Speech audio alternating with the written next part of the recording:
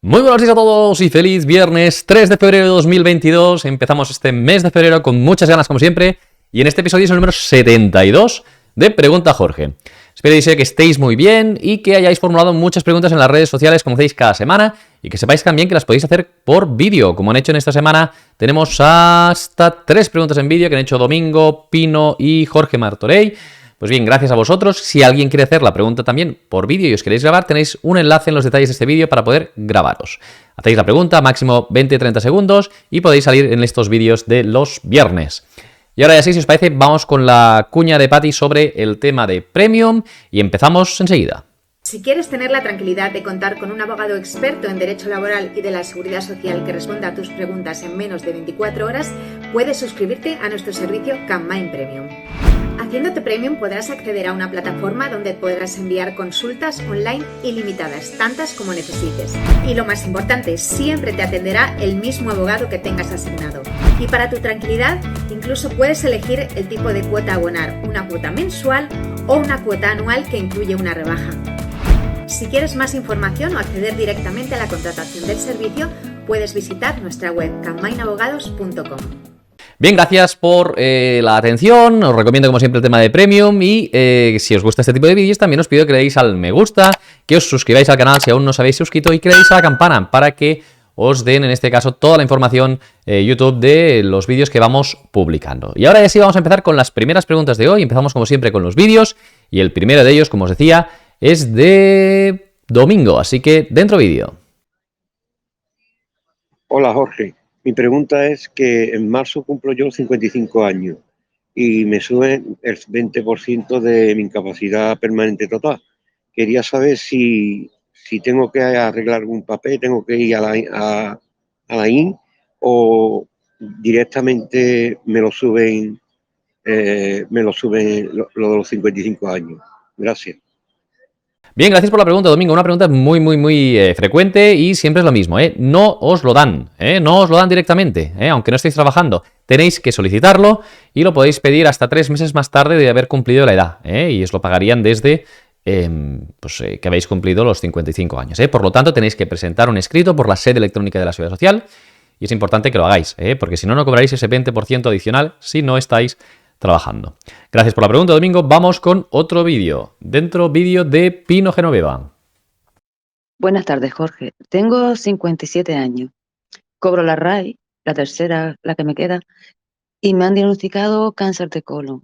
Y la RAI se me acaba en julio.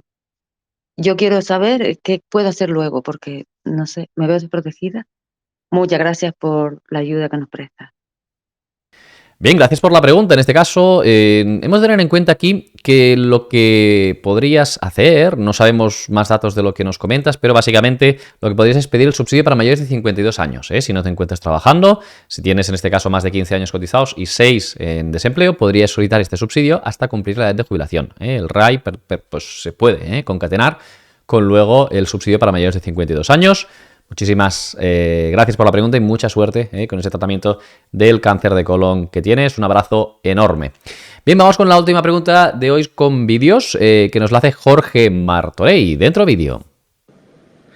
Hola Jorge, me concedieron en septiembre de 2022 una incapacidad permanente total con carácter retroactivo de 2021 por sentencia judicial y me mandaron una carta del INSS con la cuantía de lo que iba a cobrar de pensión y con los atrasos, pero no dice nada de la próxima revisión que será. Entonces mi pregunta es, ¿cuándo será mi próxima revisión? Bien, gracias por la pregunta, muy interesante. Lo que te han enviado, Jorge, es la liquidación. En esta carta es la liquidación de los atrasos y no es una resolución propiamente, es una carta informativa.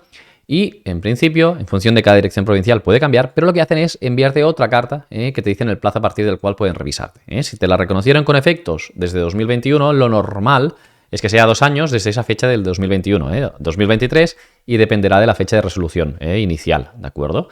Pero te llegará una resolución aparte y es lo que debéis conocer en estos casos. Muchísimas gracias por la pregunta, Jorge, y ahora ya sí, vamos con las preguntas de texto que nos habéis hecho por las redes sociales. Óscar Martínez nos dice, por orden judicial me concedieron la incapacidad permanente total. Estaba en el paro y decidí agotar la prestación por desempleo. Se termina ya la prestación y deseo cobrar la pensión. ¿A quién tendría que avisar?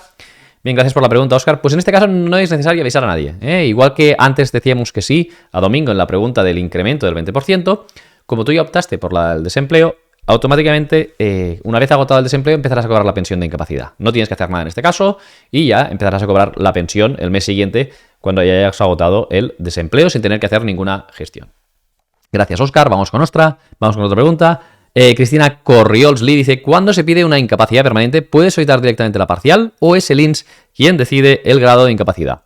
Bien, pues en este caso no es posible, ¿eh? Nosotros solicitamos una incapacidad permanente, pero no podemos decir el grado, ¿eh? El INS es libre para valorarlo y podemos pedir una parcial, pero hay el riesgo de que nos den una total, ¿eh? En alegaciones nosotros podemos pedir, pero el INS no está condicionado por eso y te pueden dar una total, una absoluta, una gran invalidez y ellos valoran y dicen lo que entienden, ¿eh? A partir de ahí tú luego puedes recurrir, ¿de acuerdo? Siempre, pero no puedes pedir un grado específico, ¿eh? A veces sucede esto, ¿no? Que hay gente que dice, es que estoy mal, pero yo quiero la absoluta solo, la total no me interesa. Pues no le podemos garantizar a esa persona, porque a lo mejor pedimos la incapacidad valorando la absoluta, pero hay el riesgo de tener la total, ¿de acuerdo? Ese riesgo siempre está ahí y es importante que lo tengáis en cuenta. Gracias, Cristian, por la pregunta. Vamos con otra. Ángel Cantero García dice, ¿por qué el INS manda la resolución de tu expediente a la empresa antes que a ti? ¿Por qué tiene que ser la empresa la que te llame para comunicarte tu reincorporación en caso de ser denegada una incapacidad? Bien, lo primero, es importante que tengamos en cuenta una cosa. No es la misma resolución, ¿eh? A la empresa se le notifica una resolución diciendo que a partir de X fecha se ha dado el alta y por lo tanto tienen que cotizar por ti, ¿vale? Y que puedan avisar al trabajador. Esto por un lado. No saben nada de ni el diagnóstico ni nada. No tiene nada que ver la resolución que le dicen a la empresa, que es a los efectos laborales exclusivamente, sin nada médico, de la que os envían a vosotros. A la empresa le notifican antes por el tema de cotización, porque a partir de esa fecha tiene que cotizar por el trabajador y lo hacen por eso, básicamente. A vosotros nos tarda mucho más. Lo normal es que al cabo de una semana, máximo 2 semanas, os llegue la resolución a vuestro domicilio y por lo tanto puede haber un desfase, pero a veces sucede eso, que la empresa dice, no, es que tienes que tienes que venir a trabajar y demás y tal. Vosotros tenéis que ir a trabajar una vez os llegue a vosotros la resolución, no cuando le llegue a la empresa, ¿de acuerdo? Esto genera litigiosidad y a veces las empresas despiden porque el trabajador no ha ido y demás. Vosotros cuando os notifiquen, ¿de acuerdo? Lo que pasa es que eso a veces conlleva una serie de problemas, que es que la Seguridad Social lo que dice es que te pagan hasta esa fecha, ¿vale? Y si pasan 2 semanas, que no te lo pagan. Falso, el Supremo dice que sí, que se tiene que pagar hasta que te notifiquen a ti. Entonces, ¿qué puede pasar? Que en esas 2 semanas ni te pague la Seguridad Social o la Mutua y lo tengas que reclamar, ¿vale? Porque la empresa no te va a pagar, porque no hay trabajo efectivo, evidentemente, si no has ido, ¿de acuerdo? Entonces, es algo que tenemos en consideración, pero respondiendo a tu pregunta, Ángel, básicamente sería esto. Vamos con otras pensiones. Andrés Lázaro dice, es en una pensión no contributiva por invalidez, la pensión no contributiva, si no tengo recursos personales y mi mujer no supera con el sueldo el límite de los recursos de la unidad económica, ¿por qué me redujeron la pensión al 25%? Lo que sí supera ella es el IPREM. ¿Tiene algo que ver? Bien, sí que tiene que ver, es decir, que en este caso la pensión no contributiva se gradúa en función de los ingresos de la unidad económica familiar, ¿de acuerdo? Hay unos límites que no se pueden superar, pero en función de lo que se cobra un porcentaje.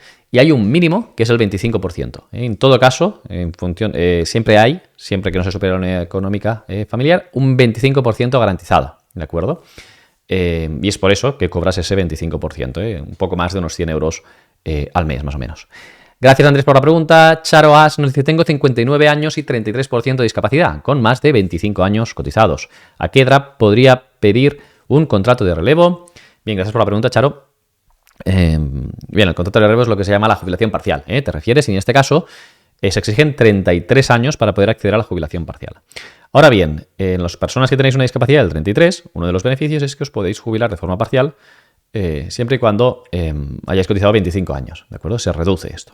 Una cosa es el requisito de acceso y otra cosa es cuántos años tienes que haber cotizado para calcular cuál es la edad, ¿vale? En tu caso, por lo que dices y por los años que hay, se te aplicaría la transitoria y podrías a partir de los 65. A los 65 años te podrías jubilar de forma parcial porque tu edad de jubilación ordinaria sería en los 67, ¿de acuerdo? Entonces tú, en este caso, a los 65 podrías. Gracias por la pregunta, Charo. Vamos con otra. Ana de Instagram nos dice, estoy en situación de IT por enfermedad común. ¿La empresa tiene la obligación de seguir pagando el complemento del convenio en cualquier situación? Bien, gracias por la pregunta.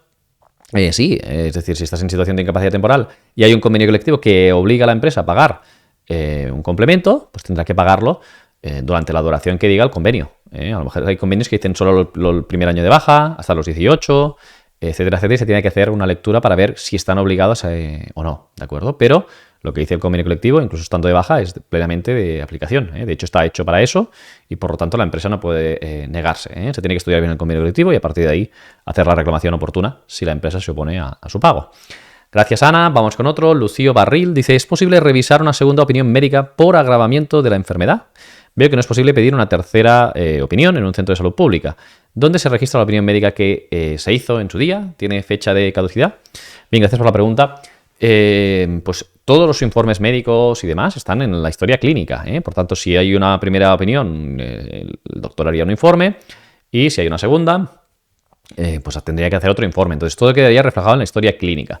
No es que tengan fecha de caducidad, pero evidentemente las valoraciones o los informes que puedan hacer los doctores están evidentemente fijados en un tiempo, ¿de acuerdo? No es lo mismo en 2021 la valoración que a lo mejor en 2023, 24, 25 y lo que venga.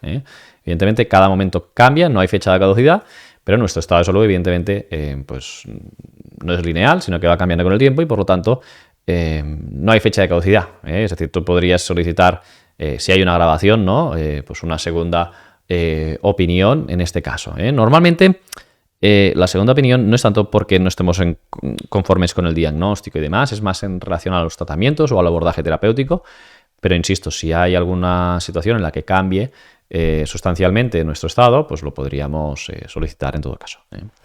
Gracias por la pregunta, Lucio, y como siempre nos despedimos con los agradecimientos. En este caso tenemos a Rita Pérez, que dice gracias por tu ayuda, a Larisa, que dice un trabajo excelente, y a Antonio Quintana, que dice muy buen vídeo. En definitiva, muchísimas gracias a todos por estar aquí un viernes más. Os deseo lo mejor para este fin de semana y nos vemos la semana que viene aquí con nuevos vídeos. Un abrazo enorme a todos.